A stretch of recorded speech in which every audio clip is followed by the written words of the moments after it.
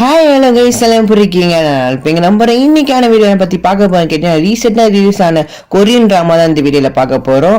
வாங்க நம்ம டேரக்டாக ஸ்டோரி உள்ளே போயிடலாம். ஒரு மர்மமான ஒரு பள்ளிக்கூடம் இருக்கு. ஒரு குறிப்பிட்ட கிளாஸ் ரூம்ல இருக்க ஸ்டூடெண்ட் எல்லாருமே தனிமைப்படுத்தப்பட்டிருக்காங்க. இவங்க எல்லாருமே பாத்தீங்கன்னா ஒரு டிஃப்ரெண்டான கேம் தான் விளையாடுறாங்க. அதுக்கு பேர் தான் பிரமிட் கேம். பிரமிட் கேம்னா என்ன? ஒரு ஸ்கூல்ல குறிப்பிட்ட இருக்க கிளாஸ்ல மட்டும் அந்த கேம் விளையாடுறாங்க. ஏன் இந்த கேம்ல தோத்து போனா அதோட பனிஷ்மெண்ட் எல்லாமே எப்படி இருக்கும்?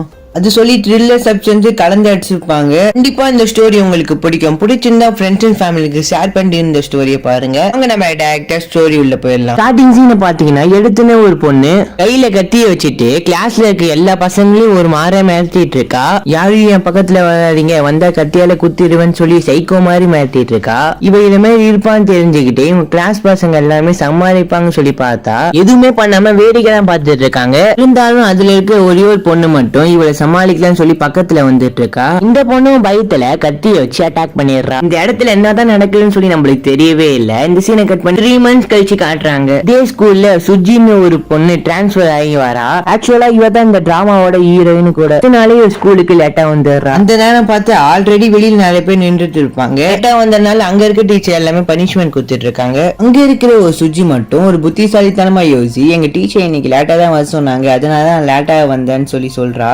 அப்படியா, சரி போமான்னு சொல்லி அந்த டீச்சரை அமுச்சு விட்டுறாங்க. நம்ம சுஜியும் உள்ள போனதும் என்ட்ரன்ஸ்ல ஒரு டிவி இருக்கும். அதுலயும் ஒரு நியூஸ் பிளே ஆயிட்டு இருக்கு. இந்த டிவியும் பார்த்துட்டு இருக்கு. அதுல என்ன சொல்றாங்கன்னா பேக்கியான ஒரு கம்பெனியோட ஃபவுண்டர்ஸ் 2 பேரை பத்தியும் பேசிட்டு இருக்காங்க.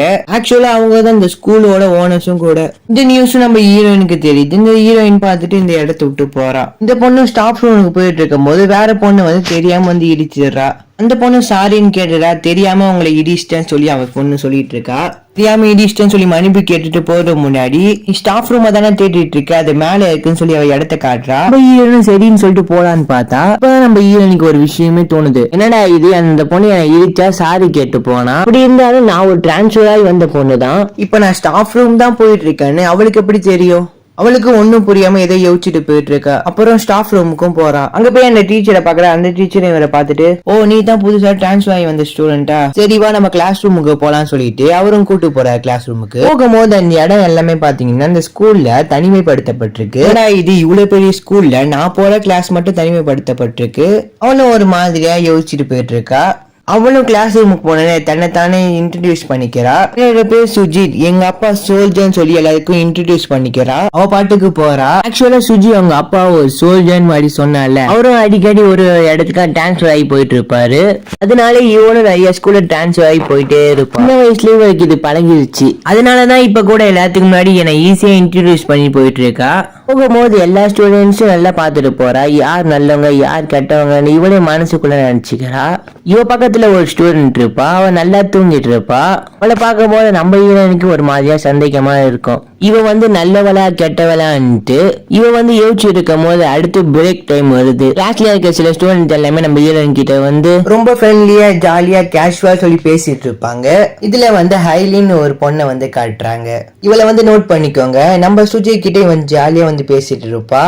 அந்த நேரம் பார்த்து கிளாஸ்ல இருக்க எல்லா பொண்ணுங்க என்ன சொல்றாங்கன்னா, எங்க கிளாஸ்ல பயங்கர திறமை இருக்கிற ஒரு பொண்ணு இருக்கா. அவ நல்லா பாட்டு பாடுவா, டான்ஸ் ஆடுவா. அதுவும் இல்லாம அவ ஃபேஸ் ரொம்ப அழகா இருக்குன்னு சொல்லும் போது அப்படியே இவ ஃபேஸையும் காட்டுறாங்க. இவ பேர் லிம், இவளை நல்லா நோட் பண்ணிக்கோங்க. இப்படி எல்லாமே பேசிட்டு இருக்கும் போது இந்த கிளாஸ்ல ஒரு லீடர் ஒண்ணு இருப்பா. அவ பாத்தீங்கன்னா எப்பயுமே ரஃப் அண்ட் டஃபா உருந்தான் இருப்பா. யாருக்கிட்டயுமே சிரிச்சு கூட பேச மாட்டா.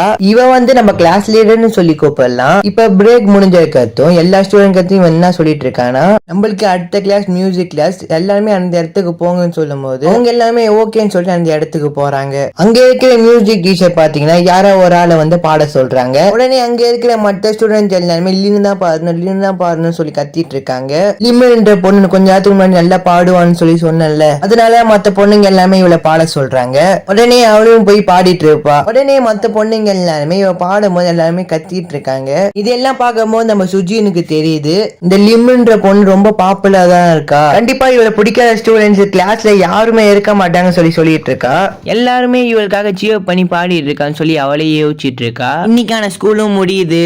ஹீரோயினும் பாத்தீங்கன்னா சரி ஓகே கைஸ் நான் போயிட்டு வரேன்னு சொல்லிட்டு பேக் எடுத்துட்டு போவா. அப்படி போகும்போது மற்ற ஸ்டூடெண்ட் எல்லாருமே போயிட்டு வான்னு சொல்லி அன்பா வழி அனுப்பி வைக்கிறாங்க.